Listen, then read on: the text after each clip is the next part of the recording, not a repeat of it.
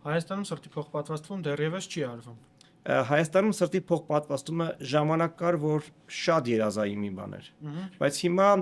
բոլոր մասնագետները համախմբվել են հարցի շուրջ, այդ թվում նաև վիրաբաններ, սրտաբաններ, սրտային վիրաբույժներ, ռեանիմատոլոգներ, իմունոսուպրեսիայով զբաղվող մասնագետներ, տերմինալ սրտային անբավարարության մասնագետներ, շատ մասնագետներ հավաքվել են, ուժերը համախմբում են, որ մի օր կարողանանք դա իրականացնենք։ Տեխնիկապես դա հնարավոր է եւ հորիզոնում ուրվագծվում է, կարծում եմ։ Ուղղակի ի տարբերություն օրինակ երիկամների կամ լյարդի սիրտը դոնորից վերցնելը դոնորի մահ է իր նշանակում, այսինքն մենք պոտենցիալ պետք է ունենանք պացիենտ, որը ամեն ինչը սիրտը աշխատում է, մնացած օրգան համակարգերը արդեն չեն օգտվելու։ Շատ կարևոր կետ նշեցիր, շատ կարևոր։ Եվ հիմա դա քննարկման մեջ է։ Սիրտ տալու համար կարևոր հարց է, որ օրինակ այլ օրգանի պարագայում դոնորը կարա տա այդ հատվածը եւ շարունակի ողջ մնալ։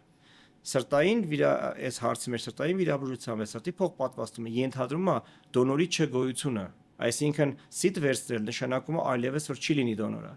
Եվ սիրտ պետք է վերցնել այն ժամանակ, երբ որ քանի դեռ սիրտը չի վնասվել։ Հետևաբար, երբ որ հիվանդը կատաստրոֆիկ իրավիճակի մեջ է, ուղեղային մահվան մեջ է, կամ այլ լուրջ հարցեր կա, երբ որ պրոգնոզ չունի, պետք է ճիշտ կողմնորոշվել եւ ճիշտ բանակցությունների մեջ մտնել ընտանիքի հետ, հարազատների հետ եւ քննարկել հետագան։ Եվ սիրտ վերցնելը այս տեսանկյունից բավականին մտահոգիչ հարցեր ունի մեր հասարակության համար։